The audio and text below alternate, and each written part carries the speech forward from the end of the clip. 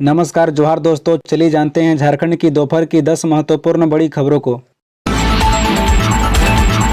Doctor Munjpara ने कहा placement एजेंसियों के नाम पर चल रही दुकानें बंद हो। बता दें कि बिहार, झारखंड, बंगाल और ओडिशा के दर्जनों जिले मानव तस्कर से ग्रस्त हैं। झारखंड के खूंटी, सिमडेगा, गुमला, साहिबगंज, दुमका, पाकुड़, लोहरदगा सहित अन्य जिलों से बड़ी संख्या में किशोर किशोरियों के काम दिलाने के बहाने दूसरे राज्य में ले जाया जाता है। कई बार इनसे अमानवीय व्यवहार किया जाता है। प्लेसमेंट एजेंसियां गांव के बच्चों को शहर के चकाचौंध को सबकाज दिखाकर उन्हें बाहर ले जाती है। इसके बाद उनका शोषण शुरू होता है। इसलिए प्लेसमेंट एजेंसियां के नाम पर चल रही दुकानें बंद कराने की दिशा में कड़े कदम उठाने होंगे।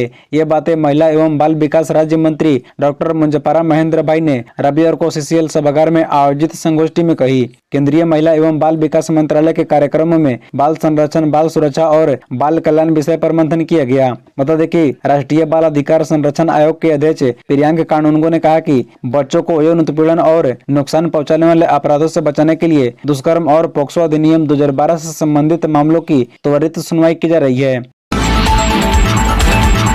मानसून सत्र का आज दूसरा दिन, झारखंड विधानसभा में हंगामे के असर। आज पेश होगा अनुपूरक बजट।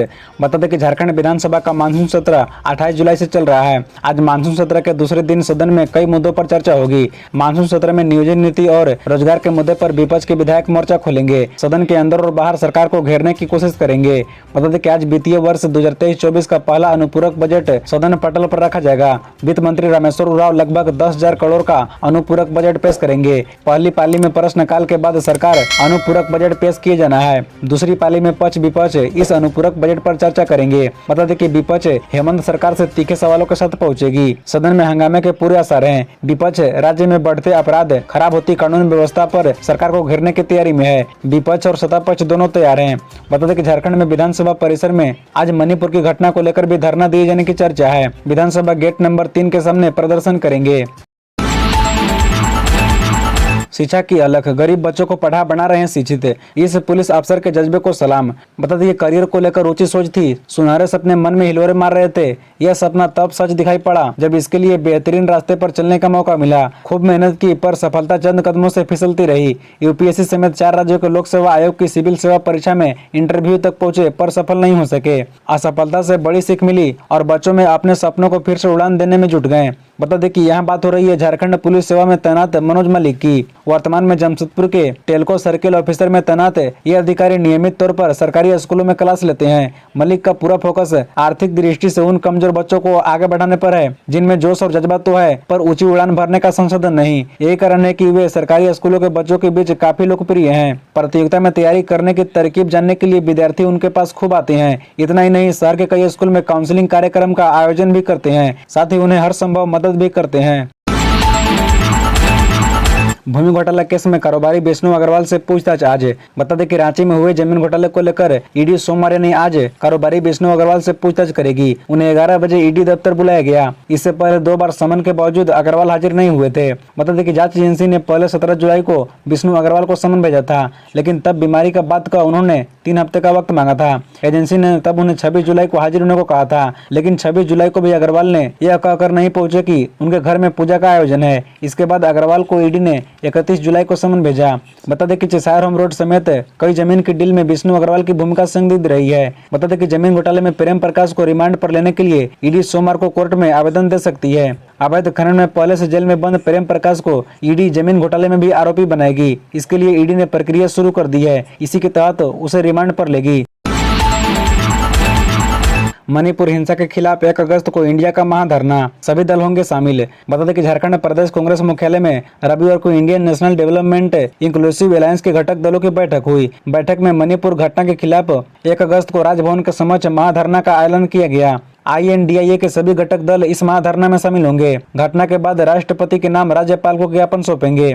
बता दें कि रांची जिला इकाई विपक्षी गठबंधन दलों की रविवार को मोरहाबादी में बैठक हुई। झामुमो की पहल पर आयोजित बैठक में इंडिया गठबंधन दल के सभी जिला अध्यक्ष और सचिवों ने शिरकत की। इसमें नेताओं ने कहा कि मणिपुर की घटना देश को शर्मसार करने वाली घटना है, लोकतंत्र और भारत के संवैधानिक मूल्यों की हत्या है। इसलिए हम गठबंधन के लोग मजबूती से केंद्र की जनविरोधी नीतियों का विरोध करेंगे। बैठक में निर्णय लिया गया कि केंद्र की नरेंद्र मोदी सरकार के खिलाफ जिलों में भी समाहरणालय के समक्ष धरना दिया जाएगा। झारखंड में बाधित नहीं होगा टीबी का इलाज, डाकिया सैनिटोरियम तक पहुंचाएंगे सुरक्षित सैंपल। बता दें कि झारखंड में अब जांच के इंतजार में टीबी मरीजों का इलाज बाधित नहीं होगा। जांच व जानकारी के अभाव में संक्रमण के प्रसार को भी रोका जा सकेगा। राज्य में टीबी पर लगाम लगाने के लिए स्वास्थ्य विभाग ने डाक विभाग के साथ करार किया है। यह करार टीबी के सैंपल ट्रांसपोर्टेशन के लिए किया गया है। डॉक्टर प्रसाद ने बताया कि इस सुविधा के लिए डाक विभाग द्वारा राज्य भर की मैपिंग की जा रही है। वहीं सैंपल ट्रांसपोर्टेशन के लिए राज्य के सभी 2100 हेल्थ एंड वेलनेस सेंटर को राज्य के 340 टीबी डायग्नोस्टिक सेंटर से टैग किया गया है। एक सेंटर से 567 HWUC को टैग किया गया है। डायग्नोस्टिक सेंटर पर सैंपल पहुंचाने के बाद वहां ट्रू नेट या सीबी नेट से जाँच की जाएगी। जाँच में पॉजिटिव सैंपल को 48 घंटे के अंदर ईटकी पहुँचाया जाएगा। बता दें कि राज्य के आचमा पदाधिकारी डॉक्टर रंजित प्रसाद ने बताया कि अब राज्य के दूर दराज के मरीजों के सैंपलों की जांच एक दिन में हो सकेगी। मरीज को टीबी है या नहीं, सैंपल लेने के अधिकतम दूसरे दिन इसकी प्रारंभिक पुष्टि हो जाएगी। राज्य के इन इलाकों में बारिश की संभावना। अभी 3 अगस्त तक राज्य में सक्रिय रहेगा मानसून। आज इन इलाकों में बारिश की संभावना। बता दें कि झारखंड में मानसून एक बार फिर सक्रिय है। राज्य के कई हिस्सों में पिछले 2 दिनों में बारिश हुई है। मानसून के दोबारा सक्रिय होने से किसानों की उम्मीदें बढ़ी है, लेकिन राज्य में इस बार 1 जून से 30 जुलाई तक 46% कम बारिश हुई है। मौसम विभाग जाहिर कर रहा है कि राज्य में 3 अगस्त तक अभी बारिश होगी। बारिश की संभावना के मद्देनजर येलो अलर्ट भी जारी किया गया है। बता दें कि मौसम विभाग के अनुमान के बाद भी राज्य के कई हिस्सों में अभी बारिश नहीं हो रही है। रांची में भी 29 जुलाई की रात बारिश हुई। इसके बाद से तेज बारिश नहीं हुई है। हालांकि मध्यम दर्जे की बारिश रुक रुक कर हो रही है। आसमान में बादल छाए हैं। झारखंड में पिछले 24 घंटे के दौरान हल्के से मध्यम दर्जे की बारिश हुई। इस दौरान 1-2 स्थानों पर बहुत भारी वर्षा भी हुई। सबसे अधिक 125.5 मिलीमीटर बारिश लातेहार में हुई। रांची में 26.1 और रामगढ़ में 25.6 मिलीमीटर बारिश हुई। 12वीं तक के स्टूडेंट के लिए क्यों डिजाइन किया गया हर्ष जोहार पाठ्यक्रम? हेमंत सरकार का क्या है प्लान? बता दें कि झारखंड के बच्चों के लिए हर्ष जोहार पाठ्यक्रम डिजाइन किया गया है। कक्षा 1 से 12 तक के बच्चों के लिए यह पाठ्यक्रम लागू है। हर्ष जोहार पाठ्यक्रम सभी 80 उत्कृष्ट विद्यालयों और राज्य के 5 जिलों चतरा, पलामू, पूर्वी सिंहभूम, गिरिडीह और दुमका के अन्य 60 स्कूलों में चल रहा है। आने वाले दिनों में झारखंड के सभी प्रखंडों में 360 स्कूल ऑफ एक्सीलेंस में बच्चे हर्ष जोहार से जुड़ेंगे। फिलहाल हर्ष उत्कृष्ट विद्यालय से 2 शिक्षकों को इसके लिए प्रशिक्षण दिया गया है। बता दें कि कक्षा 1 से 12 तक के बच्चों को जरूरतों को देखकर हर्ष जोहार पाठ्यक्रम लागू किया गया है। झारखंड में शुरू हुए उत्कृष्ट विद्यालय के बच्चे हर्ष जोहार के जरिए अब अपने पाठ्यक्रम के महत्व के साथ साथ रचनात्मकता और भावनात्मक तर्क विकसित करने की ओर अग्रसर हो रहे हैं। राज्य सरकार ने कक्षा 1 से कक्षा 12 तक की आवश्यकता और सामाजिक संस्कृति पहलुओं पर ध्यान केंद्रित कर इसको शुरू किया है।